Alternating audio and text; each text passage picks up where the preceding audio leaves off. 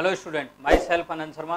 Welcome to your favourite YouTube channel mindset education hub. बच्चों, मैं आज आपके लिए आपकी ही रिक्वेस्ट पे एक केमिस्ट्री लेकर आया हूँ जिसका नाम रखा है अपन ने ब्लॉक केमिस्ट्री। अब बच्चों की एक जनरल प्रॉब्लम होती है कि सर ब्लॉक को कैसे लर्न करें, किस तरह से ब्लॉक की स्टडी करें कि अपने जो है नीट और जेईई में अच्छे से मार्किंग प्राप्त हो सके। तो उसके लिए बच्चों मैं आपको बता रहा हूँ, मैं इस एमएसटी ब्लॉक केमिस्ट्री के अंदर आपको मैं इसको 4 पार्ट में डिवाइड करूंगा। पहला जो पार्ट है उसमें पीरियोडिक प्रॉपर्टी अपन स्टडी करेंगे। सेकंड पार्ट के अंदर अपन फिजिकल प्रॉपर्टी स्टार्ट करेंगे। फिजिकल प्रॉपर्टी मतलब density, melting point, boiling point, इनकी स्टडी करेंगे। Third part chemical properties. Chemical properties में जो इसके अंदर केमिकल रिएक्शंस आती हैं, ये बच्चों की बड़ी समस्या होती है कि सर केमिकल रिएक्शन को कैसे लर्न करें। तो मैं उसकी आने वाले टाइम में एक एमएसटी बना रहा हूं और वो आपको इतनी शानदार एमएसटी होगी कि आपके सारे क्वेश्चन उससे सॉल्व होंगे बच्चों। फिर लास्ट में अपन इनकी एक एमएसटी और बनाएंगे, वो है केमिकल कंपाउंड्स की। और केमिकल कंपाउंड का फॉर्मेशन, रिएक्शन वगैरह सब कैसे आएंगे अपन उसमें क्लियर करेंगे बच्चों। इस तरह से पूरी ब्लॉक केमिस्ट्री अपन 2-3 एमएसटी में कंप्लीट करने वाले हैं। क्लियर है बच्चों। अब पहली जो एमएसटी है वो है पीरियोडिक प्रॉपर्टीज़ ऑफ एलिमेंट। हालांकि ये पीरियोडिक टेबल का पार्ट है, पर ये पूरी ब्लॉक केमिस्ट्री यानी SPDF ब्लॉक के अंदर काम आता है बच्चों। अब जर्नल क्या है, पूरी पीरियोडिक जो प्रॉपर्टी हैं उनको Z effective, number of shell, penetration power, electronic configuration, ये 4 फैक्टर हैं जो उनको इफेक्ट करते हैं बच्चों। क्लियर है। अब इन एटॉमिक पीरियोडिक प्रॉपर्टीज़ की अगर अपन बात करें तो पीरियोडिक प्रॉपर्टीज़ का एक जर्नल मैंने एक ट्रेंड लिखा है, जर्नल एक सीक्वेंस लिखा है कि एटॉमिक साइज जो है जनरली इन्वर्सली प्रोपोर्शनल है किसके, आयनाइजेशन एंथैल्पी, ये इन्वर्सली प्रोपोर्शनल है, इलेक्ट्रॉन एफिनिटी ये इन्वर्सली प्रोपोर्शनल है, इलेक्ट्रोनेगेटिविटी ये जर्नल चीज़ है बच्चों। क्लियर है। इनके जर्नल चीज़ हैं तो इनका अगर अपन ग्रुप वाइज और पीरियड वाइज स्टडी करें तो पीरियड के अंदर लेफ्ट टू राइट चलते हैं तो एटॉमिक साइज कम होती है, आयनाइजेशन एंथैल्पी बढ़ती है, इलेक्ट्रॉन एफिनिटी भी बढ़ती है और इलेक्ट्रॉन नेगेटिविटी भी बढ़ती है। इनके कुछ एक्सेप्शन है जो अपन स्टडी करेंगे। किसी भी ग्रुप में टॉप टू बॉटम चलते हैं तो एटॉमिक साइज इंक्रीज हो रही है, ionisation enthalpy, electron affinity, electronegativity ये जर्नली डिक्रीज होती हैं बच्चों, जर्नली। अब एक एक करके अगर इनकी एटॉमिक प्रॉपर्टीज़ की, अगर पीरियोडिक प्रॉपर्टीज़ की अगर अपन बात करें तो इसके एक्सेप्शंस हैं। मैं केवल आपको एक्सेप्शंस बता रहा हूँ, जर्नल ट्रेंड तो होता ही है। तो एटॉमिक साइज का पहला एक्सेप्शन किस में है, ग्रुप फर्स्ट में। पीरियोडिक फर्स्ट के अंदर कैसे, हाइड्रोजन और हीलियम। अगर अपन लेफ्ट टू राइट चल रहे हैं, हाइड्रोजन की साइज कंसीडर होती है कोवलेंट रेडियस में, जबकि हीलियम इनर्ट गैस है तो उसकी साइज कंसीडर होती है वांडरवाल रेडियस में, और वांडरवाल रेडियस कोवलेंट रेडियस से बड़ी होती है। सेम रीजन है इसमें, size of halogen in a period always smaller than किसके, इनर्ट गैस के। इसका भी वही रीजन है क्योंकि हेलोजन की जो साइज है वो कोवलेंट रेडियस में कंसीडर है और इनर्ट गैस की साइज वांडरवाल रेडियस में कंसीडर है, तो इसलिए वांडरवाल रेडियस लार्जर होती है कोवलेंट रेडियस से। इसी टाइप से ये भी एक इम्पोर्टेंट एग्जांपल है जिसमें F-, Cl-, Br- और I- जर्नली ग्रुप में टॉप टू बॉटम चलते हैं तो साइज इंक्रीज होती है, तो साइज इंक्रीज हो रही है। पर यहाँ देखो हाइड्रोजन का एक्सेप्शनली साइज क्या हो रही है बच्चों, ज़्यादा हो रही है, यानी इसकी इतनी बड़ी साइज है कि वो Br- से भी लार्जर है बच्चों। क्लियर है। तो आपसे ये क्वेश्चन पूछा जाए कि स्मॉलेस्ट एनाइन कौन सा है, तो स्मॉलेस्ट एनाइन कौन सा होगा बच्चों, F-। क्लियर है। नेक्स्ट एक्सेप्शन देखिए, लिथियम और मैग्नीशियम। जनरली अगर लिथियम और मैग्नीशियम की बात करें तो लिथियम बच्चों छोटा होता है किससे, मैग्नीशियम से। परंतु अगर अपन इनकी आयोनिक रेडियस देखें तो लिथियम प्लस की साइज लार्जर होती है Mg2+ से, यानी इनकी साइज ऑलमोस्ट सेम है और आयोनिक साइज सेम होने के कारण ही इनके अंदर डायगोनल रिलेशनशिप मिलता है। सेम रीजन है इसका भी, इसमें भी डायगोनल रिलेशनशिप मिल रहा है। Largest lanthanide. अब लेंथेनाइड में भी आप, लेंथेनाइड में अगर अपन क्या करें बच्चों, पीरियड के अंदर लेफ्ट टू राइट चलते हैं तो साइज डिक्रीज होनी चाहिए, परंतु यूरोपियम क्या होता है, बीच में आता है, तो इसकी साइज कैसे लार्जर है, तो ये भी एक्सेप्शन है। क्लियर है बच्चों। इसका रीजन वही है कि मेटेलिक बॉन्ड फॉर्मेशन में NH2 इलेक्ट्रॉन पार्टिसिपेट करते हैं जिससे वीक मेटेलिक बॉन्ड स्ट्रेंथ पाई जाती है, जिसकी वजह से इसकी साइज इंक्रीज हो जाती है। क्लियर है बच्चों। थर्ड AB बोरॉन फैमिली, ये बड़ा इंपॉर्टेंट यहाँ से नीट में कई बार क्वेश्चन आता है बच्चों। तो इसके अगर अपन देखें तो बोरोन के बाद एल्युमिनियम आना चाहिए, पर आके कौन रहा है बच्चों? गैलियम। अब गैलियम की साइज एल्युमिनियम से कम है, तो इसका क्या रीजन है? तो देखो, जब भी साइज में कोई भी एक्सेप्शन बनता है ग्रुप के अंदर, तो उनका कारण ये है weaker screening effect of D and F orbital. Screening कम होने से जेड इफेक्टिव बढ़ जाएगा, तो साइज क्या हो जाएगी बच्चों? डिक्रीज हो जाएगी। तो यहाँ डी इलेक्ट्रॉन पाए जा रहे हैं, कम है, जेड इफेक्टिव बढ़ जाएगा में, जेड इफेक्टिव बढ़ने के कारण इसकी साइज कम हो जाएगी। तो इसको नाम भी देते हैं बच्चों अपन ट्रांजिशनल कॉन्ट्रैक्शन, ट्रांजिशनल कॉन्ट्रैक्शन। आपको सेम इसी टाइप से इंडियम और थैलियम की साइज भी ऑलमोस्ट सेम है। तो इसका भी कारण क्या है बच्चों? Lanthanoid contraction.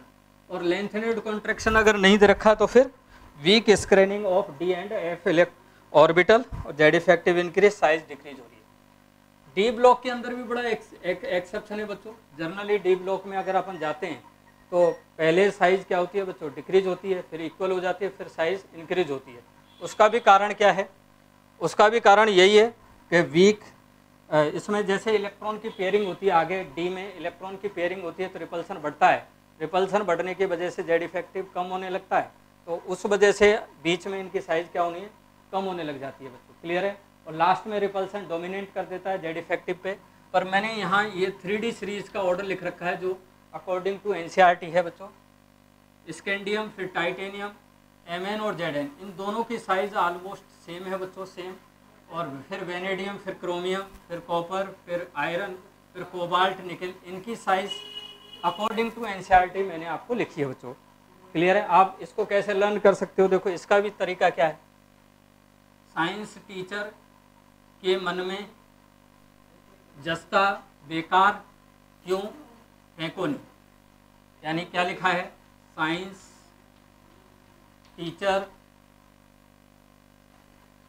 टीचर के मन में जिंक बेकार क्यों फेंको नहीं, यानी स्मॉलेस्ट डी में अगर आपको आयन देखा जाए तो कौन सा है बच्चों? स्मॉलेस्ट डी ब्लॉक एलिमेंट्स कौन सा है? निकिल है। इसी टाइप से सेकंड बी और थर्ड बी ग्रुप में अगर अपन चलते हैं तो इनमें जर्नली साइज क्या होती है बच्चों? ग्रुप के अंदर टॉप टू बॉटम चल रहे हैं, नंबर ऑफ सेल बढ़ रहा है तो साइज भी क्या होगी? इंक्रीज होगी। तो इसमें तो इंक्रीजिंग ऑर्डर है, पर सेकंड बी और थर्ड बी के अलावा सब में साइज का ऑर्डर क्या होना है बच्चों? 3D, फिर 4D, फिर 5D, फिर 6D, 5D, 6D, इनकी साइज ऑलमोस्ट सेम है। और उसका भी रीजन यही है, weaker screening effect of D and F orbital, Z effective increase होगा, साइज डिक्रीज होगी। तो इनकी, इसका रीजन क्या है बच्चों? तो लेंथेनाइड सेम है, कॉन्ट्रैक्शन बात समझ रहे। और लेंथेनाइड और एक्टिनोइड कॉन्ट्रैक्शन क्या होता है? डी और एफ की जो है स्क्रीनिंग इफेक्ट जो होता है वीकर होता है, और वीक होता है तो जेड इफेक्टिव इंक्रीज हो जाएगा। जेड इफेक्टिव इंक्रीज होता है तो जो साइज डिक्रीज होने लग जाती है, इसलिए इसको लेंथेनाइड और एक्टिनोइड कॉन्ट्रैक्शन करेंगे। इसी टाइप से सेकंड जो प्रॉपर्टी है, पीरियोडिक प्रॉपर्टी, वो है आयोनाइजेशन एंथैल्पी। यानी एक इलेक्ट्रॉन को रिमूव करने के लिए दी गई एनर्जी क्या कहलाती है? Ionisation enthalpy. और इसकी वैल्यू हमेशा क्या होगी बच्चों? पॉजिटिव। और इसको अपन किस में नोट डाउन करेंगे बच्चों? पर एटम या इलेक्ट्रॉन वोल्ट पर मोल भी लिख सकते हैं, ये यूनिट है इसकी। अब इनमें भी अगर इनको इफेक्ट करने वाले फैक्टर हैं तो ये चारों ही फैक्टर हैं जो आयोनाइजेशन एंथैल्पी इफेक्ट करेंगे बच्चों। क्लियर है? अब इनके भी कुछ एक्सेप्शन हैं, इनको किस तरह से अपन लर्न करेंगे तो देखिए, एस और पी के लिए मैंने ट्रिक्स बना रखी है। अपनी ट्रिक्स क्या है देखो, एस और पी में चलिए तो 1 1 2 2 4 3 5 6 क्या है बच्चों? 1 1 3 5 6। इसका क्या मतलब है? जैसे मैंने एक एग्जांपल लिया है, सेकंड आवर्त के एलिमेंट हैं lithium, beryllium, boron, carbon, nitrogen, इनका इलेक्ट्रॉनिक कॉन्फ़िगरेशन लिख रखा है। तो देखो लेफ्ट टू राइट चलिए, 1 पहले कहाँ आ रहा है? लिथियम में, तो I1 पहला इलेक्ट्रॉन निकाल रहे हैं तो I1। तो देखो लिथियम, लिथियम के फिर बाद 1 कहाँ आ रहा है बच्चों? बोरोन, बोरोन, फिर 2 कहाँ आ रहा है? बेरिलियम, फिर 2 है कार्बन, फिर देखिए 4 कहाँ आ रहा है बच्चों? ऑक्सीजन, फिर 3 नाइट्रोजन, फिर 5 और 6 यानी फ्लोरीन और नियोन, ये सीक्वेंस है। इसी ट्रिक से अपन second ionisation enthalpy, third ionisation enthalpy भी कैलकुलेट कर सकते हैं, पर उसका कंडीशन क्या है कि सेल, नंबर ऑफ सेल की वैल्यू क्या होनी चाहिए, सेम होनी चाहिए। इसी टाइप से डी ब्लॉक एलिमेंट्स में अगर अपन देखें तो डी ब्लॉक एलिमेंट्स में अगर अपन पीरियड के अंदर लेफ्ट टू राइट चलते हैं तो आयनाइजेशन एंथैल्पी इंक्रीज होनी चाहिए थी, पर यहाँ भी एक एक्सेप्शन है। और एक्सेप्शन कैसे लर्न करोगे, 2, 6, 7 में आई घटेगी, बाकी सभी में आई बढ़ेगी।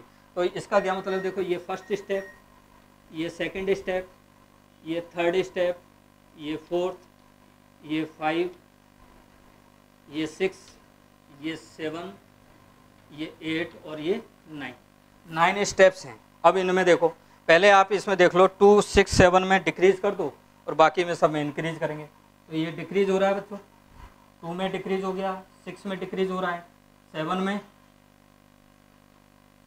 7 में भी डिक्रीज हो रहा है, बाकी सब में क्या होगा बच्चों, इंक्रीज होगा। तो ये इंक्रीजिंग ऑर्डर।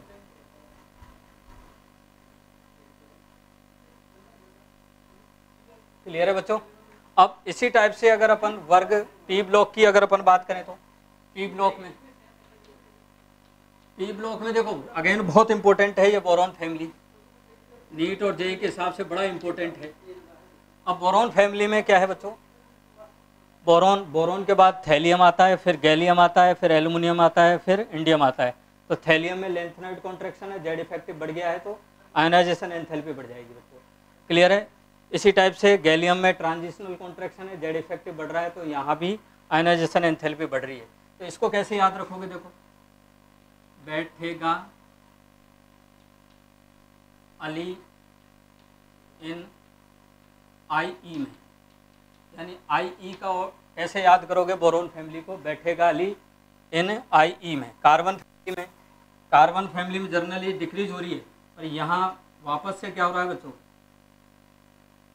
यहाँ स्टेनम की कम होनी चाहिए थी, ज़्यादा होनी चाहिए थी, पर किससे, पीबी से, पर यहाँ क्या है बच्चों, कम हो रही है। तो उसका भी कारण क्या है, लेंथेनाइड कॉन्ट्रैक्शन है पीबी के अंदर, और पीबी के अंदर लेंथेनाइड कॉन्ट्रैक्शन है तो जेड इफेक्टिव यहाँ बढ़ेगा, आई भी बढ़ेगी। तो इसमें सबसे कम किसकी होती है, कार्बन फैमिली के अंदर एसएन की। डी ब्लॉक की बात करें तो थर्ड बी में कोई एक्सेप्शन नहीं है, रेगुलरली डिक्रीज हो रही है। इसके बाद थर्ड बी के बाद अलग जो वर्ग हैं उनके लिए क्या ट्रिक्स बना रखी है, देखो टीचर, विनीता, कृपलानी नहीं आई 543 बार, यानी 4, 5, 6, 10। इन वर्ग में आयनाइजेशन एंथैल्पी का ऑर्डर क्या है, पहले 5D, फिर 4D, फिर 3D। क्लियर है बच्चों। इसी टाइप से मन फेंको क्यों जलाती है 534 बार, यानी 7, 8, 9, 11 और 12। इनमें क्या क्रम होगा बच्चों, 5D, फिर 3D, फिर 4D। क्लियर है बच्चों। अब जैसे एक मैं एग्जांपल दे दूं, अगर आपसे बोला जा रहा है बच्चों, आपसे बोला जा रहा है कि सिक्का धातु में आई का क्रम क्या होगा, तो सिक्का धातु देखो क्यों आ रहा है, तो क्यों आगे और, तो क्यों आगे और में बताइए सबसे ज़्यादा 5D की होगी यानी AU की, उसके बाद किसकी होगी 3D की, क्यों आगे CU की, और फिर AG की। तो सबसे कम आयनाइजेशन एंथैल्पी किसके बच्चों, AG की। अब नेक्स्ट पीरियोडिक प्रॉपर्टी है बच्चों इलेक्ट्रॉन एफिनिटी, इसी को अपन इलेक्ट्रॉन गेन एंथैल्पी बोल रहे हैं। अब इलेक्ट्रॉन गेन एंथैल्पी की जनरली जो वैल्यू होती है वो नेगेटिव होती है बच्चों। इसका मतलब जनरली इलेक्ट्रॉन एफिनिटी की जो प्रोसेस है, यानी इलेक्ट्रॉन ऐड करने की जो प्रोसेस है जनरली वो कैसी होती है, एक्सोथर्मिक। और ये इलेक्ट्रॉन एफिनिटी जनरली अपन किसके लिए कंसिडर करते हैं, नॉन मेटल्स के लिए। क्यों, नॉन मेटल्स में इलेक्ट्रॉन ऐड करना जो है ना आसान होता है बच्चों। अब पीरियड के अंदर अगर अपन देखते हैं तो लेफ्ट टू राइट चलते हैं तो जेड इफेक्टिव बढ़ रहा है, तो इलेक्ट्रॉन एफिनिटी बढ़नी चाहिए, परंतु यहाँ बढ़ती नहीं है बच्चों। तो मैंने नीट और जेई के हिसाब से 2 ही पीरियड्स के अंदर इलेक्ट्रॉन एफिनिटी का ऑर्डर पूछ लेता है। तो उसके लिए मैंने आपको एक वो दे रखा है, सेकंड आवर्त के जो तत्व हैं, सेकंड आवर्त के जो एलिमेंट्स हैं, उनकी जो इलेक्ट्रॉन एफिनिटी का ऑर्डर है उसमें सबसे कम आती है इनर्ट गैस, क्योंकि इनर्ट गैस में इलेक्ट्रॉन ऐड करना डिफिकल्ट होता है। फिर एल्कलाइन अर्थ मेटल, फिर आ रही हैं बच्चों नाइट्रोजन फैमिली, उसके बाद फिर बोरॉन, फिर लिथियम, फिर कार्बन, फिर ऑक्सीजन, फिर फ्लोरीन। अब यहाँ अगर आप देखोगे तो इनका स्टेबल इलेक्ट्रॉनिक कॉन्फ़िगरेशन है। स्टेबल क्यों? ये कंप्लीट और ऑर्बिटल हैं, फुल फील्ड ऑर्बिटल हैं।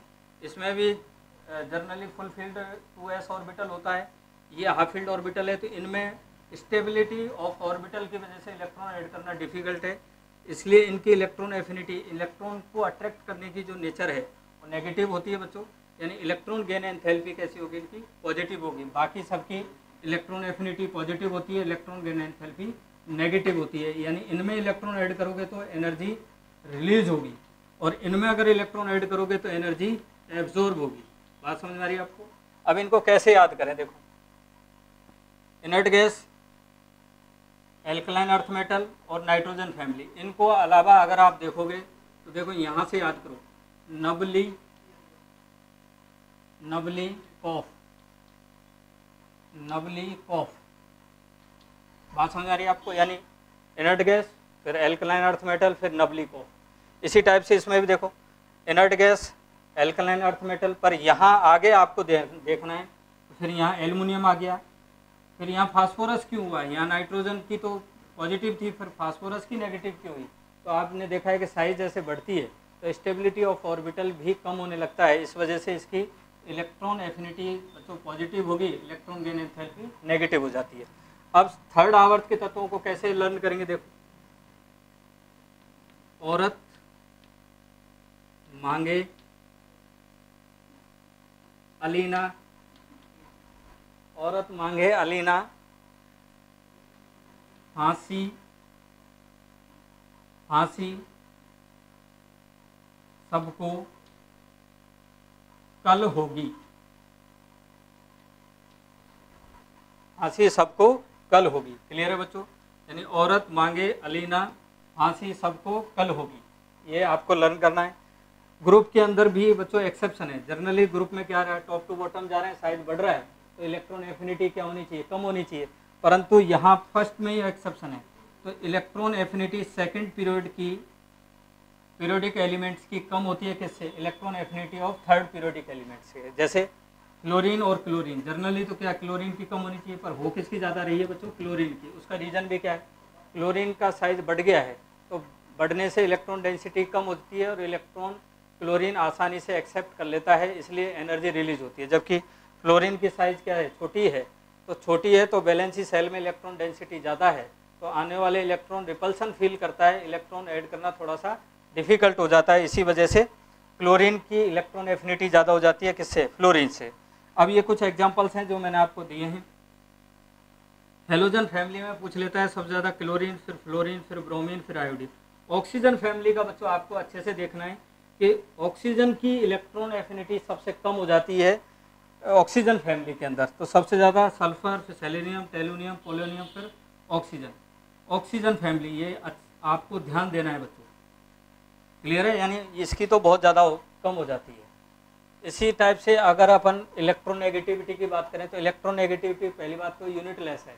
यूनिटलेस है इसका मतलब इसकी कोई यूनिट नहीं है। ये इलेक्ट्रॉन को अट्रैक्ट, बॉन्डेड इलेक्ट्रॉन को अट्रैक्ट करने की नेचर होती है बच्चों।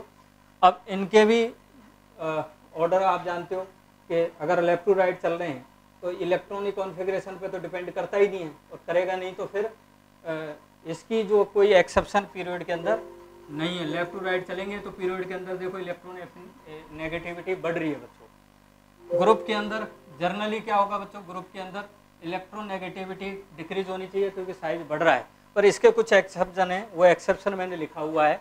बोरॉन, बोरॉन बड़ा इंपॉर्टेंट है बच्चों। बोरॉन फैमिली बड़ी इंपॉर्टेंट है क्योंकि साइज में भी एक्सेप्शन है, IE में भी एक्सेप्शन है और EN में भी एक्सेप्शन है। कैसे देखो, बोरॉन के बाद कौन सा आ गया? थैलियम। क्यों? लेंथेनाइड कॉन्ट्रैक्शन है, जेड इफेक्टिव बढ़ गया तो इलेक्ट्रॉन को अट्रैक्ट करने की नेचर भी बढ़ेगी। तो थैलियम के बाद इंडियम, फिर गैलियम, फिर एल्युमिनियम। अगर आपसे पूछा जाए कि बोरॉन फैमिली में सबसे कम इलेक्ट्रॉन नेगेटिविटी किसकी है? एल्युमिनियम की बच्चों। कार्बन फैमिली में भी देख, कार्बन की सबसे ज़्यादा है, फिर सिलिकॉन, जर्मेनियम, इनकी बराबर हो जाती है। फिर PB की इंक्रीज होती है। PB की क्यों इंक्रीज हो रही है? वही लेंथेनाइड कॉन्ट्रैक्शन है, जेड इफेक्टिव बढ़ रहा है तो EA भी बढ़ रही है। डी ब्लॉक में जनरली जो नीट और JEE में क्वेश्चन आता है वो यही है कि Zn जो फैमिली है, वोलेटाइल मेटल्स हैं, इनकी इलेक्ट्रॉन नेगेटिविटी भी टॉप टू बॉटम इंक्रीज हो रही है, कॉइंस मेटल की इलेक्ट्रोनेगेटिविटी इंक्रीज हो रही है।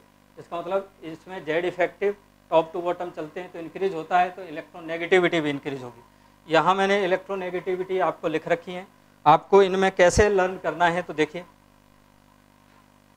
किस तरह से अपन इनको चेकआउट कर सकते हैं। देखो इसमें क्या ट्रिक्स बना सकते हैं, तो देखो हाइड्रोजन और फास्फोरस, हाइड्रोजन और फास्फोरस के तो कितना है 2.1, तो मैं यहाँ लिख दूँ पहलवान,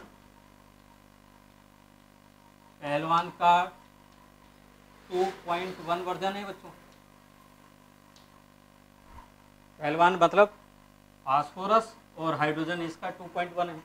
उसके बाद देखो नेक्स्ट कौन कौन सी है, देखो नाइट्रोजन क्लोरीन, नाइट्रोजन क्लोरीन 3.0 है, और नकल में 3 नंबरी, इसका मतलब नकल मतलब नाइट्रोजन और क्लोरीन, इसमें 3 नंबरी। फिर नेक्स्ट है देखो कार्बन, सल्फर और आयोडीन, ये है बच्चों चीफ एसआई का 2.5 किलो का हाथ, 2.5 किलो का हाथ, तो ये आपको इन्हीं से आपका जो जनरली काम चल जाएगा बच्चों। इसके अलावा पीरियोडिक प्रॉपर्टी के अलावा इसमें 2 इंपॉर्टेंट पॉइंट और आते हैं जहाँ से जनरली क्वेश्चन पूछता है। एक आता है लुईस वेस स्ट्रेंथ, इसका भी ऑर्डर पूछ लेता है। लुईस वेस स्ट्रेंथ जो होती है ये यूनिवर्सली प्रोपोर्शनल है साइज के ग्रुप के अंदर, यानी ग्रुप में अगर साइज बढ़ रहा है तो लुईस वेस स्ट्रेंथ क्या होगी बच्चों, कम होगी। तो अगर मैं इनकी लुईस वेस स्ट्रेंथ का ऑर्डर देखें तो fluorine, chlorine, bromine, iodine, size बढ़ रहा है तो लुईस वेस स्ट्रेंथ इनकी क्या होगी बच्चों, कम होगी। तो लुईस वेस स्ट्रेंथ का ऑर्डर क्या होगा, डिक्रीजिंग। इसी टाइप से देखो कार्बन, नाइट्रोजन, ऑक्सीजन और फ्लोरीन, ये पीरियड आ गया बच्चों। पीरियड में अगर आप लेफ्ट टू राइट चलेंगे तो इलेक्ट्रोनेगेटिविटी के अनुसार देखो कार्बन, नाइट्रोजन, ऑक्सीजन और फ्लोरीन, इलेक्ट्रोनेगेटिविटी बढ़ रहा है, पीरियड के अंदर इलेक्ट्रोनेगेटिविटी बढ़ती है तो लुईस वेस स्ट्रेंथ क्या होगी बच्चों, कम होगी। तो लुईस वेस स्ट्रेंथ का ऑर्डर क्या होगा, ये डिक्रीजिंग ऑर्डर है। तो नेक्स्ट अगर अपन देखें लुईस वेस स्ट्रेंथ जो होती है बच्चों, अगर नेगेटिव चार्ज और पॉजिटिव चार्ज के ऑक्सीडेशन नंबर के यहाँ पे देखें तो नेगेटिव चार्ज लुईस वेस स्ट्रेंथ को इंक्रीज करता है और पॉजिटिव चार्ज लुईस वेस स्ट्रेंथ को कम करता है। कैसे देखो NH3 है, NCl3 है और NF3 है बच्चों। इसमें अगर आप देखोगे तो यहाँ -3 चार्ज है, इस पे बच्चों 0 है, दोनों के इलेक्ट्रोनेगेटिव सेम है इसलिए 0 है, और इस पे बच्चों पॉजिटिव चार्ज है।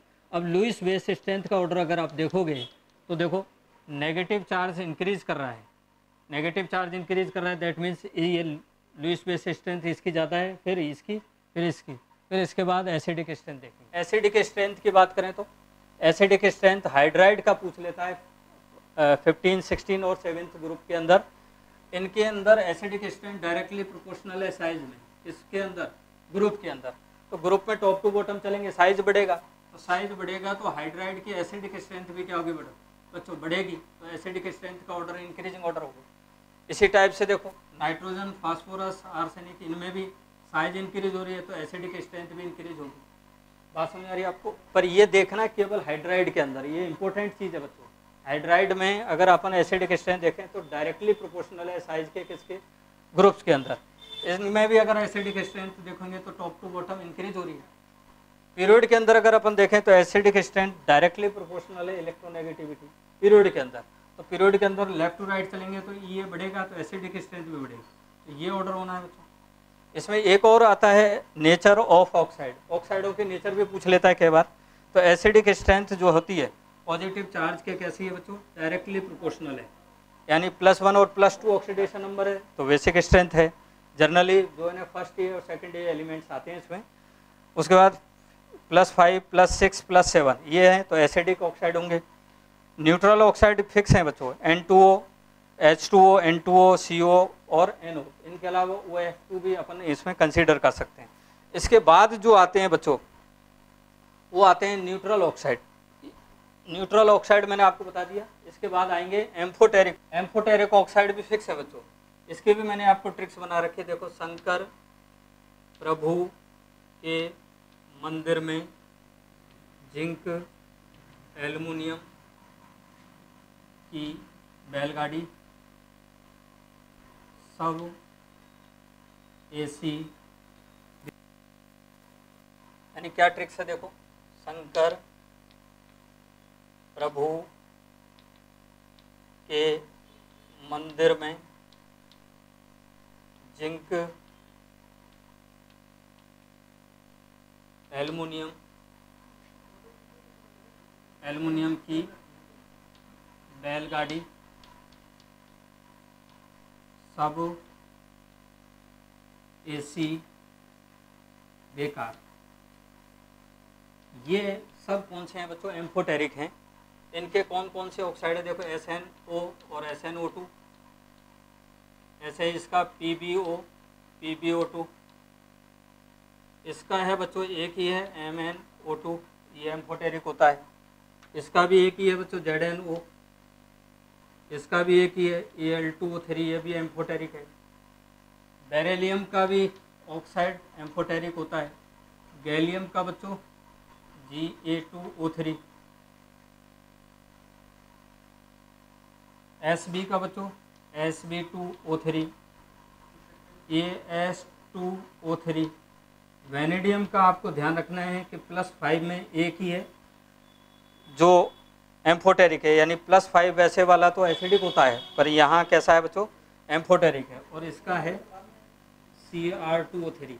ये बड़ी इंपॉर्टेंट है, आगे अपन जब केमिकल प्रॉपर्टीज पढ़ेंगे इसी सीरीज में, तो जो सबसे ज़्यादा इंपॉर्टेंट ब्लॉक केमिस्ट्री में पूछे जाते हैं क्वेश्चंस, और वो होते हैं बच्चों solubility, thermal stability, melting point, chemical reactivity. इस टाइप के क्वेश्चन बहुत सारे एग्जाम में पूछे जाते हैं बच्चों। उसी सीरीज में ये स्टार्ट की है सॉल्युबिलिटी ऑफ कंपाउंड्स। अब सॉल्युबिलिटी ऑफ कंपाउंड्स की बात करें तो compound generally S block, P block, D block, A block के कंपाउंड्स हैं। तो उनमें S ब्लॉक के कंपाउंड्स की सॉल्युबिलिटी की किस तरह से अपन डिटर्मिनेशन करेंगे, इसमें बच्चों आप ध्यान रखना है कि सिर्फ बेरिलियम हैलाइड को अलग किया गया है। इन S ब्लॉक कंपाउंड्स की जो सॉल्युबिलिटी है वो हाइड्रेशन एनर्जी और लैटिस एनर्जी पे डिपेंड करती है।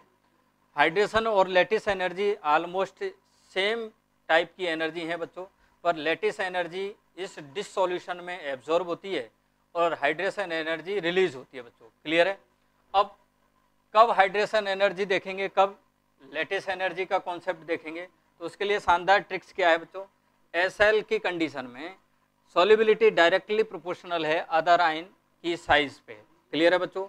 अब इसका कॉन्सेप्ट क्या कहता है? अगर कॉमन आयन स्मॉल है तो सॉल्युबिलिटी मेनली डिपेंड करेगी लैटिस एनर्जी पे, और जब लैटिस एनर्जी पे डिपेंड कर रही है तो सॉल्युबिलिटी डायरेक्टली प्रोपोर्शनल हो गया साइज के। अब कॉमन आयन कौन से स्मॉल हैं? देखो ये फिक्स हैं बच्चों, H-, F-, O2-, OH-, ये स्मॉलर आयन है सभी के लिए बच्चों। जबकि Cl- और सल्फेट को अगर अपन देखेंगे, क्लोराइड और सल्फेट को अगर आप देखते हो तो ये जनरली लार्जर आयन होते हैं, परंतु रूबिडियम और सीजियम के लिए स्मॉल होंगे। ऐसे बाइकार्बोनेट और कार्बोनेट आयन फर्स्ट ए के लिए स्मॉल होते हैं, बाकी सब के लिए लार्ज होंगे बच्चों। दूसरा कॉन्सेप्ट है LH। LH का कॉन्सेप्ट क्या कहता है? जब कॉमन आयन लार्जर है तो सॉल्युबिलिटी इन्वर्सली प्रोपोर्शनल होगी साइज के। अब कॉमन आयन लार्जर कौन से होंगे? देखो ब्रोमाइड, आयोडाइड सभी के लिए, क्रोमेट, मैग्नेट आयन सभी के लिए, rubidium plus caesium plus larger cation है। इसी टाइप से Cl-, CO, carbonate, sulphate, bicarbonate, ये सेकेंड ए के लिए स्मॉलर लार्जर होते हैं बच्चों। क्लियर है? अब इनका इसके अलावा अगर P block, D block elements हैं, इनके कंपाउंड्स हैं, या मैं कह दूं कि बेरिलियम हैलाइड के, उन कंडीशन में सॉल्युबिलिटी क्या होती है बच्चों? ये इन्वर्सली प्रोपोर्शनल होती है पोलराइजेशन, यानी पोलराइजेशन बढ़ता है तो कोवलेंट कैरेक्टर बढ़ता है अकॉर्डिंग टू फजांस रूल। तो उसका कॉन्सेप्ट ये कहता है साइज ऑफ कैटाइन अगर इंक्रीज होगा तो सॉल्युबिलिटी इंक्रीज होगी, साइज ऑफ एनाइन इंक्रीज होगा तो सॉल्युबिलिटी डिक्रीज होगी बच्चों, और चार्ज के इन्वर्सली प्रोपोर्शनल है। इस सारे कॉन्सेप्ट को अप्लाई करना है तो आपको माइंड में क्या रखना है? S ब्लॉक एलिमेंट्स रखना है। तो S ब्लॉक एलिमेंट्स के कंपाउंड की सॉल्युबिलिटी चेक करनी है तो आपको कॉन्सेप्ट क्या रखना है बच्चों? SL और LH का है। बात समझ आ रही है आपको? अब ये कॉमन आयन कब स्मॉलर होगा, कब लार्जर होगा, ये मैंने आपको बता दिया है। और अगर P ब्लॉक और D ब्लॉक और बेरिलियम हैलाइड हैं तो सॉल्युबिलिटी मेनली डिपेंड करेगी पोलराइजेशन पे। क्लियर है बच्चों? अब मैंने यहाँ जो एग्जाम्पल लिखे हैं बच्चों, ये वाले, ये सब नीट और जेईई में कभी न कभार पूछे गए हैं बच्चों, डिफरेंट टाइप से पूछा गया है। अब पहला जो क्वेश्चन है, पहला जो इसमें आपको सॉल्युबिलिटी ऑर्डर दिखाई देना है, lithium chloride, sodium, potassium, rubidium, caesium, इसमें सॉल्युबिलिटी का कैसे डिटर्मिनेशन करेंगे। तो आप देखो लिथियम है, सोडियम है, पोटेशियम है, तो एस ब्लॉक कंपाउंड है बच्चों। अब कॉमन आयन कौन है यहाँ, Cl माइनस, कॉमन आयन कौन है बच्चों, Cl माइनस। अब Cl माइनस आते थोड़ा सा आपको एनालिसिस करना है कि फर्स्ट डे में अगर आप देखोगे तो क्लोराइड आयन रूबिडियम और सीजियम के लिए तो इनके लिए तो स्मॉलर है, स्मॉलर है तो Sl का कॉन्सेप्ट लगेगा। इनके लिए बच्चों लार्जर है तो LH का कॉन्सेप्ट लगेगा। LH की कंडीशन में क्या हो रहा है बच्चों, सॉल्युबिलिटी डायरेक्ट इन्वर्सली प्रोपोर्शनल है साइज के, यानी साइज बढ़ेगी तो सॉल्युबिलिटी कम होगी बच्चों, तो कम हो रही है देखो। इसी टाइप से रूबिडियम और सीजियम की बात करें तो इनके लिए Sl का कॉन्सेप्ट है, Sl का कॉन्सेप्ट ये रहा, Sl का कॉन्सेप्ट डायरेक्टली प्रोपोर्शनल है साइज, तो देखो डायरेक्टली प्रोपोर्शनल है यानी इंक्रीज हो। तो आपको ये याद रखना है कि इनमें क्लोराइड के अंदर पोटेशियम क्लोराइड ही लेस सॉल्युबल है अदर क्लोराइड्स, क्लियर है बच्चों। इसी टाइप से सल्फेट, सल्फेट की बात कर रहे हैं अपन, देखो सल्फेट की, तो सल्फेट में भी देखो बच्चों, सल्फेट में फर्स्ट डे में थोड़ा सा एनालिसिस करना है। सल्फेट के देखो रूबिडियम सीजियम के लिए तो स्मॉल है, यानी इनके लिए तो स्मॉल है तो Sl का कॉन्सेप्ट है, इनके लिए लार्जर है तो LH का कॉन्सेप्ट है, LH का इन्वर्सली प्रोपोर्शनल है साइज तो घट रहा है, Sl का कॉन्सेप्ट है डायरेक्टली प्रोपोर्शनल साइज तो बढ़ रहा है बच्चों, क्लियर हो गया। इसी टाइप से देखो सल्फेट, अब देखो ये सेकंड डे के हैं तो सेकंड डे के लिए सल्फेट देखो, सेकंड डे के लिए सल्फेट कैसा होते हैं, लार्जर होते हैं। लार्जर का कॉन्सेप्ट क्या है, इन्वर्सली प्रोपोर्शनल है साइज, तो देखो सॉल्युबिलिटी डिक्रीज हो रही है बच्चों, बात समझ आ रही है, कोई साइज इंक्रीज होगी तो सॉल्युबिलिटी डिक्रीज होनी है, बात समझ आई। अब देखो इसमें और इम्पोर्टेंट क्या है, कई बार ऐसा पूछ लेता है कि बताओ BeSO4 तो सॉल्युबल है जबकि BaSO4 इनसॉल्युबल है, रीजन क्या है, तो रीजन देख लीजिए। अब किस पे डिपेंड कर रहा है, लैटिस एनर्जी पे, तो BeSO4 की तो लैटिस एनर्जी कम है तो सॉल्युबिलिटी ज़्यादा है, BeSO4 की लैटिस एनर्जी हाई है, सॉल्युबिलिटी क्या है बच्चों, कम है, बात समझ आ रही है आपको। इसी टाइप से देखो LiF, NaF, बताओ कॉमन आयन कौन है, chloride ion, chloride ion common है तो स्मॉल है, Sl है, डायरेक्टली प्रोपोर्शनल साइज है, तो देखो lithium sodium potassium size increase हो रहा है तो सॉल्युबिलिटी इंक्रीज हो रही है। बेरिलियम हैलाइड, ये बड़ा इंपॉर्टेंट है, यहाँ आपको देखना है, तो ये बेरिलियम के हैलाइड है, देखो fluoride, chloride, bromide, iodide, beryllium halide है, तो पोलराइजेशन देखेंगे और पोलराइजेशन में देखेंगे सॉल्युबिलिटी इनवर्सली प्रोपोर्शनल है साइज ऑफ एनाइन, तो देखो F माइनस Cl माइनस है, Br minus I minus, top to bottom चल रहे हैं तो साइज इंक्रीज हो रही है, तो साइज अगर इंक्रीज होती है एनाइन की तो सॉल्युबिलिटी डिक्रीज हो रही है, तो देखो सॉल्युबिलिटी डिक्रीज हो रही है बच्चों, बात समझ आ रही है। इसी टाइप से देखो FeOH का होल ट्वाइस, FeOH का होल थ्राइस, इनमें सॉल्युबिलिटी का ऑर्डर देखें तो अब Fe डी ब्लॉक एलिमेंट है तो डी ब्लॉक है तो पोलराइजेशन देखेंगे तो उस कंडीशन में इन्वर्सली प्रोपोर्शनल है magnitude of charge, charge increase हो रहा है, यहाँ +3 है और यहाँ +2 है, चार्ज इंक्रीज हो रहा है तो सॉल्युबिलिटी क्या होगी बच्चों, डिक्रीज होगी, देखो डिक्रीज हो रही है, क्लियर है बच्चों। इसी टाइप से Na2S C बड़ा इंपॉर्टेंट है बच्चों, ये बहुत बार एग्जाम में पूछा गया है, Na2S, CuS और ZnS, इसमें देखेंगे तो Na2S मोर सॉल्युबल है, क्यों, आयोनिक कंपाउंड है, इनमें देखेंगे पोलराइजेशन है बच्चों। अब पोलराइजेशन की कंडीशन में अगर आप देखोगे तो Cu2+ है और Zn2+ है, इन दोनों में देखेंगे तो साइज किसकी ज़्यादा है बच्चों, Zn की। अब साइज कैटाइन की ज़्यादा है तो सॉल्युबिलिटी भी ज़्यादा होगी, तो कौन ज़्यादा सॉल्युबल है, ZnS, बात समझ आ रही है आपको, ये भी एक इम्पोर्टेंट है। अब इसमें फ्लोराइड है, देखो कॉमन आयन कौन है, फ्लोरीन है, पर ये बेरिलियम हैलाइड आ गया, तो बेरिलियम हैलाइड पे थोड़ा सा आपको ध्यान देना है। इसके अलावा देखो फ्लोराइड में स्मॉल है तो डायरेक्टली प्रोपोर्शनल है साइज, तो देखो सॉल्युबिलिटी इंक्रीज हो रही है, साइज इंक्रीज हो रही है, तो पर इसकी सॉल्युबिलिटी सबसे ज़्यादा है बेरिलियम फ्लोराइड की, रीजन क्या है, इसकी हाइड्रेशन एनर्जी एक्सेप्शनली इंक्रीज हो जाती है, इस वजह से मोर सॉल्युबल है, क्लियर है बच्चों। अब इनके अलावा एक और इम्पोर्टेंट एग्जाम्पल पूछ लेता है, ये एग्जाम्पल बच्चों नीट में बहुत बार पूछा गया है। अब इस कंडीशन में देखो तो Ag डी ब्लॉक एलिमेंट है, अब डी ब्लॉक में देखना है तो पोलराइजेशन से देखेंगे बच्चों, अब पोलराइजेशन के अकॉर्डिंग देखेंगे सॉल्युबिलिटी इन्वर्सली प्रोपोर्शनल है नेगेटिव चार्ज, तो नेगेटिव चार्ज की साइज क्या होगी बच्चों, इंक्रीज होगी तो सॉल्युबिलिटी डिक्रीज होनी है, तो इसकी सॉल्युबिलिटी का ऑर्डर क्या होना है बच्चों, यही होना है, AgF मोर सॉल्युबल है जबकि ये लेस सॉल्युबल है। या मैं कह दूँ इनसॉल्युबल हैं बच्चों। बात समझ में आ रही है? बड़ा इंपॉर्टेंट एग्जाम्पल है। सॉल्युबिलिटी के अलावा दूसरा जो इंपॉर्टेंट है क्वेश्चंस जहाँ से आते हैं वह है थर्मल स्टेबिलिटी बच्चों। ये बड़ा इंपॉर्टेंट है। अब थर्मल स्टेबिलिटी के कॉन्सेप्ट को मैं दो पार्ट में डिवाइड कर रहा हूँ। ऐसे कंपाउंड जिनमें पॉली एटॉमिक एनाइन प्रेजेंट होगा बच्चों, इनकी थर्मल स्टेबिलिटी पोलराइजेशन या आयोनिक पोटेंशियल पे डिपेंड करती है बच्चों। अब ये पॉली एटॉमिक एनाइन का मतलब क्या है? O2 minus superoxide, O2 minus peroxide, hydroxide, carbonate, bicarbonate, nitrate,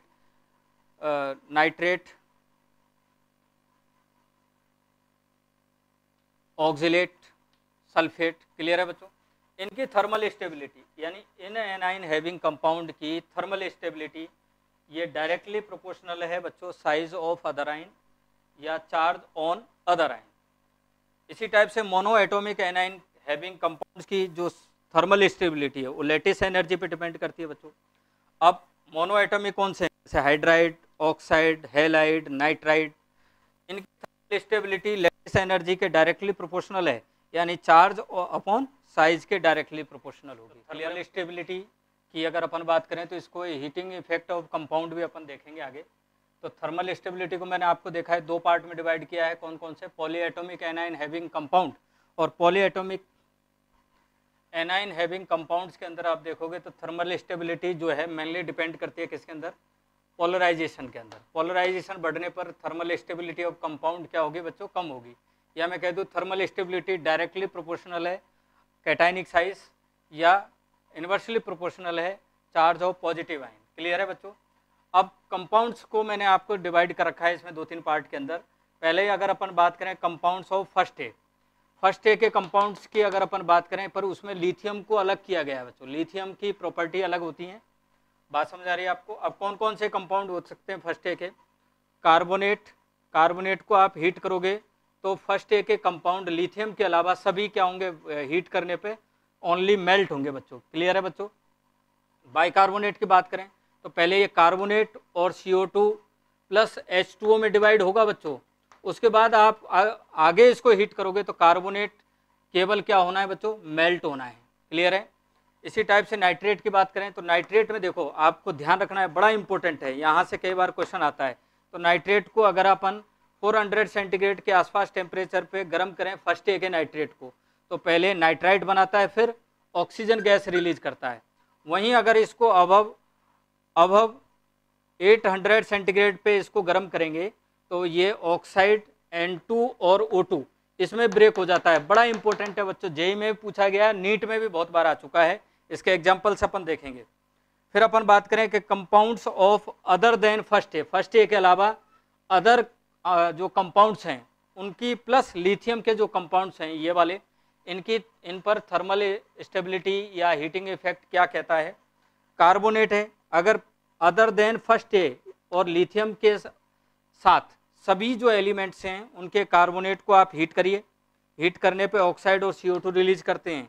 bicarbonate को हीट करिए, पहले कार्बोनेट H2 और CO2 में, फिर फर्दर हीट करेंगे तो ऑक्साइड में ब्रेक हो जाता है बच्चों, ऑक्साइड प्लस CO2 में। इसी टाइप से नाइट्रेट है, अगर मैं इनको गर्म करता हूं तो क्या बनेगा? ऑक्साइड बनेगा, NO2। यहाँ इंपॉर्टेंट है, फर्स्ट ए के तो केवल क्या दे रहे थे? नाइट्राइट कम टेम्परेचर पे, ज़्यादा टेम्परेचर पे ऑक्साइड दे रहे थे। वहीं जो फर्स्ट ए के अलावा लिथियम सहित जो एलिमेंट्स हैं उनके नाइट्रेट गर्म करने पर क्या देंगे बच्चों? ऑक्साइड देंगे, NO2 ब्राउन गैस। NO2 कैसी गैस होती है? ब्राउन गैस, और साथ साथ ऑक्सीजन गैस रिलीज करते हैं। इसी टाइप से सल्फेट है, इनको अगर हीट करते हैं तो ऑक्साइड और SO3 गैस देंगे बच्चों। कौन से देंगे? SO3 gas. इसी टाइप से इनके भी कई बार पूछ लेता है Zn, Cu और Pb, ये बिल्कुल अदर एलिमेंट की तरह हैं। कार्बोनेट हैं तो गर्म करेंगे तो ऑक्साइड और O2 देगा। बाइकार्बोनेट है तो पहले कार्बोनेट H2 और CO2 देता है, फिर कार्बोनेट भी इनका जो है ना, इनको गर्म करेंगे तो हीट करने पे ऑक्साइड और CO2 में कन्वर्ट हो जाता है। इसी टाइप से नाइट्रेट हैं तो अदर हैं तो ऑक्साइड दे रहे हैं, ब्राउन गैस दे रहे हैं, NO2 और ऑक्सीजन दे रहे हैं। सल्फेट है, गर्म करेंगे ऑक्साइड देंगे और SO3 गैस देंगे बच्चों। क्लियर है? अब ये बड़ा इंपॉर्टेंट है, ये नीट में 2-3 बार पूछा गया है बच्चों, बड़े इंपॉर्टेंट, बहुत इंपॉर्टेंट है। FeSO4 को आप गर्म करोगे तो FeO और SO3 बनता है बच्चों। अब FeO में अगर आप देखो तो +2 है ऑक्सीडेशन नंबर है, और यहाँ सल्फर का +6 है। तो ये मैंने अब मेरी MST में आपको बताया ऑक्सीडेंट होता है और मिनिमम ऑक्सीडेशन स्टेट में रिडक्टेंट होता है। तो ये ऑक्सीडेंट ये रिडक्टेंट एक साथ रह ही नहीं सकते, तो ये इसका ऑक्सीडेशन कर देगा और किस में कन्वर्ट कर देगा बच्चों, Fe2O3 यानी +3 में कन्वर्ट कर दिया और खुद +4 में कन्वर्ट हो गया बच्चों। क्लियर है? यानी FeSO4 है जिसको आप हीट करोगे तो मेन कंपाउंड क्या बन रहा है बच्चों, एक तो Fe2O3 बन रहा है, एक SO2 बन रहा है और एक SO3 कंपाउंड बन रहा है। फिर FeO क्या कर रहा है, कैटालिस्ट की तरह काम करेगा। क्लियर है बच्चों? इसी टाइप से अगर अपन कंपाउंड्स ऑफ हापा का मतलब H का मतलब Hg, A का मतलब Ag, P का मतलब Pt, A का मतलब Au, इनके जो कंपाउंड्स हैं इनको कार्बोनेट, बाइकार्बोनेट, नाइट्रेट, इनको आप गर्म करोगे तो बच्चे ये प्योर मेटल में कन्वर्ट हो जाते हैं। कार्बोनेट है तो प्योर मेटल प्लस CO2 देता, बाइकार्बोनेट है तो प्योर मेटल प्लस H2 और CO2 देता, प्योर मेटल है नाइट्रेट में तो प्योर मेटल दे रहा है और साथ के साथ क्या देगा, NO2 और HO2 देना है। क्लियर है बच्चों? अब इसमें इस तरह से क्वेश्चन पूछे जाते हैं, बताओ फर्स्ट एक कार्बोनेट की थर्मल स्टेबिलिटी का ऑर्डर क्या होना है। तो देखो कार्बोनेट पॉलीएटॉमिक एनाइन है, पॉलीएटॉमिक एनाइन की थर्मल स्टेबिलिटी डायरेक्टली प्रोपोर्शनल है साइज के। तो देखो साइज इंक्रीज हो ग्रुप के अंदर तो इनकी थर्मल स्टेबिलिटी भी इंक्रीज होनी है। तो मैं अगर इसको हीट करता हूं तो क्या बनेगा बताओ, लिथियम का है तो लिथियम के कार्बोनेट, देखो लिथियम के कार्बोनेट ऑक्साइड और CO2 में कन्वर्ट हो जाते हैं, Li2O और CO2 में कन्वर्ट हो गया। वहीं में अगर कितना भी टेम्परेचर पे हीट कर दीजिए तो ये केवल क्या होंगे बच्चों, फर्स्ट एक के कार्बोनेट हैं तो फर्स्ट एक के कार्बोनेट ओनली मेल्ट होंगे बच्चों, मेल्ट होते हैं। अब लिथियम नाइट्रेट है, बताइए इसको गर्म करके, ये नीट में कई बार आ चुका है, लिथियम नाइट्रेट को गर्म करेंगे तो क्या बनेगा। तो देखो कौन सा कॉन्सेप्ट लगेगा, अदर देन लिथियम आ रहा है बेटा, लिथियम नाइट्रेट की बात करेंगे तो ऑक्साइड दे रहा है, NO2 दे रहा है और O2 देगा, तो Li2O ब्राउन गैस और ऑक्सीजन दे रहा है बच्चों। इसी टाइप से फर्स्ट ए का नाइट्रेट है तो फर्स्ट ए का नाइट्रेट में देखो 400 सेंटीग्रेड पे नाइट्राइड और ऑक्सीजन दे रहा है और 800 से ज़्यादा टेम्परेचर पे ऑक्साइड N2 और ऑक्सीजन दे रहा है। तो यहाँ देखो 400 से कम है तो पोटेशियम नाइट्राइट दिया और ऑक्सीजन गैस दी, 800 सेंटीग्रेड है तो पोटेशियम ऑक्साइड दिया, N2 दिया और O2 दिया। क्लियर है? सिंपल है। इसी टाइप से mono atomic anion having compounds की बात करें तो मोनो एटॉमिक एनाइन में देखो हाइड्राइड, हैलाइड, ऑक्साइड, नाइट्राइड, ये सब आते हैं बच्चों मोनो एटॉमिक में। इनकी थर्मल स्टेबिलिटी लेटिस एनर्जी पे डिपेंड करती है जो चार्ज अपॉन साइज के डायरेक्टली प्रोपोर्शनल है। क्लियर है बच्चों? अब जैसे इनके भी क्वेश्चन देखो, ये सारे क्वेश्चन नीट में आ चुके हैं, HF, HCl, HBr, HI, इनकी थर्मल स्टेबिलिटी तो क्या ऑर्डर होना है, देखो डिक्रीज हो रही है बच्चों, साइज इंक्रीज हो रही है, तो ये लेस थर्मल स्टेबल है इसलिए मोर एसिडिक है, H+ आयन इजी वे में देता है बच्चों। इस टाइप से इनकी थर्मल स्टेबिलिटी का ऑर्डर देखें तो थर्मल स्टेबिलिटी देखो टॉप टू बॉटम चल रहे हैं तो साइज क्या होगी बच्चों, इंक्रीज होगी। अब साइज इंक्रीज होती है तो थर्मल स्टेबिलिटी डिक्रीज होनी है, तो इनकी भी थर्मल स्टेबिलिटी डिक्रीज हो रही है। इसी टाइप से इनकी भी थर्मल स्टेबिलिटी देखें, H2O, H2S, H2S, इनकी भी थर्मल स्टेबिलिटी डिक्रीज हो रही है। क्यों? Mono atomic anion having compounds हैं। इसी टाइप से अगर मैं इनमें बात करूँ तो इसमें देखो H- है तो यहाँ भी देखोगे तो इन्वर्सली प्रोपोर्शनल है साइज, तो ये भी इंक्रीज हो रही, ये डिक्रीज होनी है बच्चों। और PbH4 तो होता ही नहीं है बच्चों, ये तुरंत ब्रेक हो जाएगा किसमें, PbH2 और हाइड्रोजन गैस रिलीज कर देगा बच्चों। हीटिंग इफेक्ट ऑफ एजाइडाइन, एजाइड हैविंग जो कंपाउंड्स हैं उनमें हीटिंग इफेक्ट किस तरह से देखेंगे बच्चों। अगर कोई भी मेटलिक एजाइड है तो वो उसको अगर आप हीट करोगे तो वो जनरली मेटल और N2 गैस में डिसोसिएट हो जाता है बच्चों, डिकम्पोज हो जाता है। जैसे सोडियम एजाइड है तो ये बड़ा इंपॉर्टेंट है, बड़े इंपॉर्टेंट है बच्चों, यहाँ से कई बार क्वेश्चन आता है कि सोडियम एजाइड को आप हीट करोगे तो सोडियम प्योर मेटल के फॉर्म में और नाइट्रोजन गैस रिलीज होती है बच्चों। अब आपको पता है मेटल तो सॉलिड है और नाइट्रोजन प्योर फॉर्म में बाहर निकलती है बच्चों, एकदम प्योर नाइट्रोजन गैस फॉर्मेशन का मेथड है सोडियम एजाइड या बेरियम एजाइड को आप हीट करते हो तो प्योर नाइट्रोजन गैस रिलीज होती है बच्चों। इसी टाइप से अगला इफेक्ट देखें तो अमोनियम सॉल्ट, ये भी बड़ा इंपॉर्टेंट है, यहाँ से भी कई बार क्वेश्चन आते हैं। तो अमोनियम सॉल्ट जो हैं उन पर अगर अपन हीटिंग इफेक्ट देखते हैं तो उसको दो कैटेगरी में डिवाइड किया गया है बच्चों। पहली कैटेगरी में तो ऐसे सॉल्ट हैं जिसके एनाइन के फॉर्म में डाइकार्बोनेट आयन या परमैग्नेट आयन या NO3- नाइट्रेट या नाइट्राइट आयन प्रेजेंट होते हैं बच्चों। इस कंडीशन में अमोनियम सॉल्ट को आप हीट करोगे तो एक बात तय है कि उसमें नाइट्रोजन गैस रिलीज होगी बच्चों। कौन सी गैस रिलीज होगी? नाइट्रोजन। किसके साथ? डाइक्रोमेट, परमैग्नेट, नाइट्रेट और नाइट्राइट, इन आयनों के रूप में अमोनियम सॉल्ट को आप हीट करोगे तो कौन सी गैस रिलीज होगी बच्चों? Nitrogen gas. साथ के साथ मैक्सिमम नंबर में वाटर मॉलिक्यूल को रिलीज करना होता है, अभी मैं आपको बताऊंगा।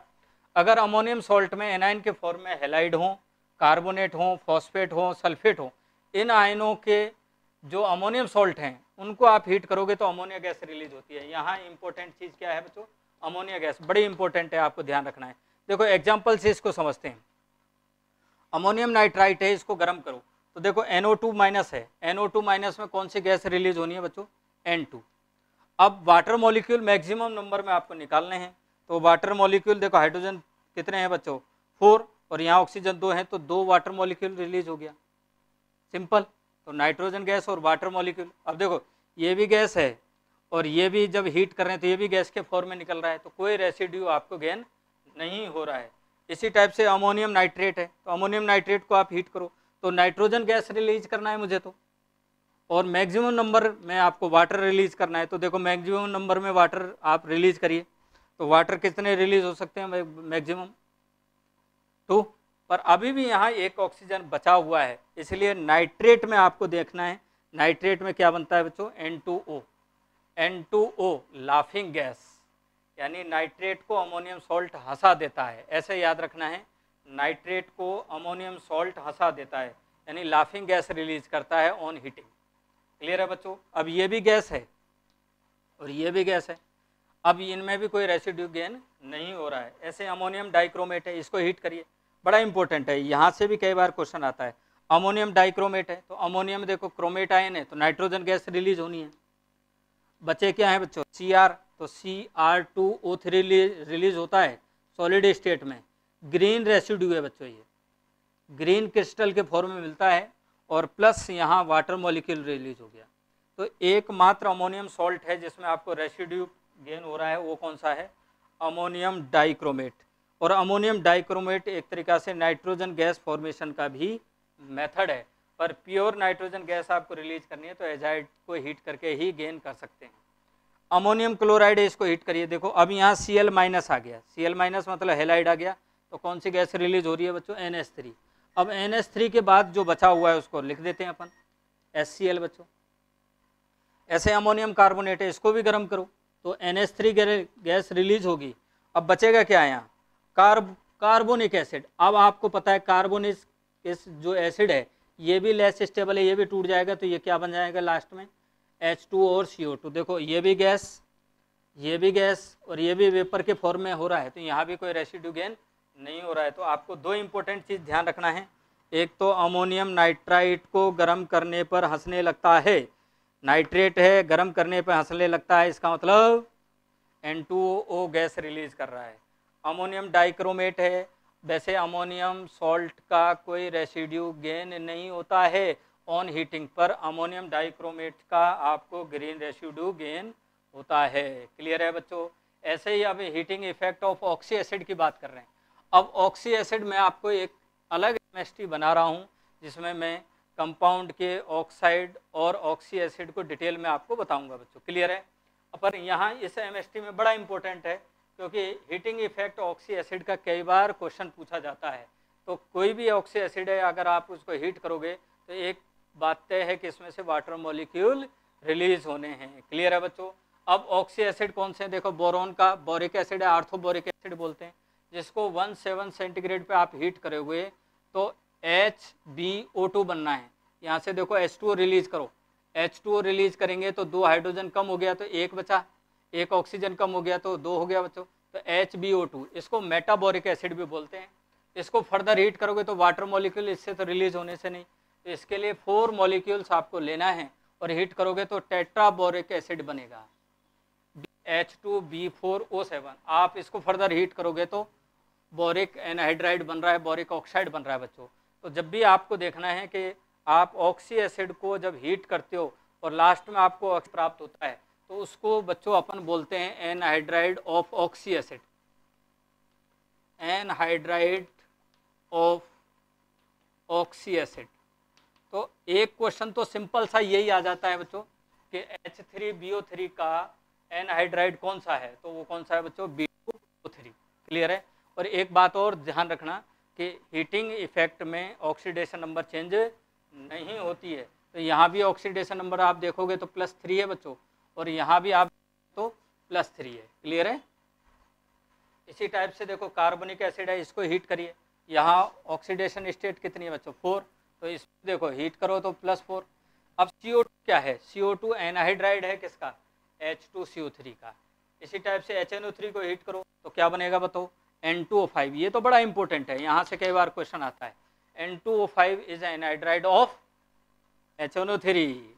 क्लियर है बच्चों, +5 ऑक्सीडेशन नंबर है, यहाँ भी +5 है, देखो ऑक्सीडेशन नंबर चेंज नहीं हो रहा है। ऐसे इसमें देखो बच्चों +3 है, तो +3 वाला ही ऑक्साइड बन रहा है। ये एनहाइड्राइड किसका है, HNO2 का।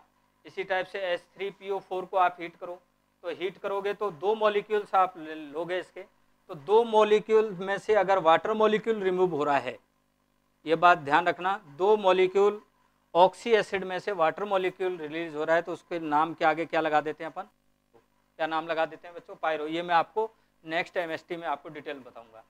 तो यहाँ पायरोफॉस्फोरिक एसिड बन रहा है, फिर इसको हीट करो तो वाटर मॉलिक्यूल रिलीज करिए, तो ये बनेगा H2P2O6।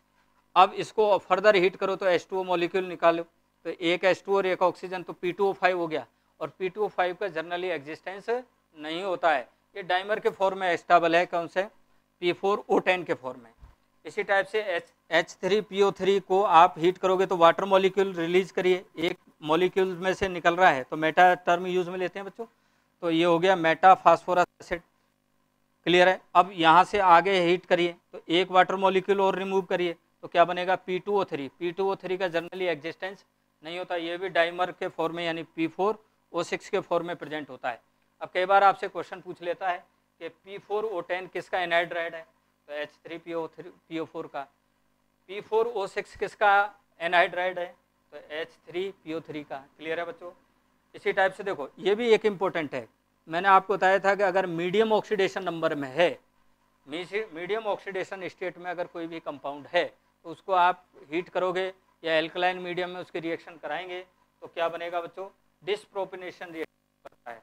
और यहाँ क्या बन रहा है, +5 और -3, यानी +3 से +5 बन रहा है और +3 से -3 हो रहा है, तो कौन सी रिएक्शन शो कर रहा है, ये डिसप्रोपेनेशन। ये आपको ध्यान रखना है। H2SO4 से वाटर मॉलिक्यूल रिमूव कर दो तो क्या बनेगा, SO3। SO3 एनहाइड्राइड है किसका, H2SO4 का। जैसे HClO4 है, इसको भी हीट करो तो यहाँ से वाटर मॉलिक्यूल रिमूव होगा, तो क्या बनेगा बच्चों, Cl2O7 + H2O। क्लियर है, बात समझ आ रही है आपको। ये बड़ा इंपॉर्टेंट है, जिसमें heating effect of oxy acid मैंने बताया है।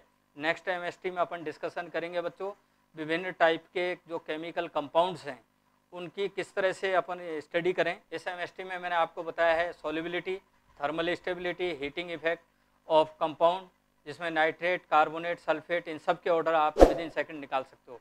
आई होप आपको ये MST समझ में आई हो, तो please like, share and comments your favourite YouTube channel mindset education hub.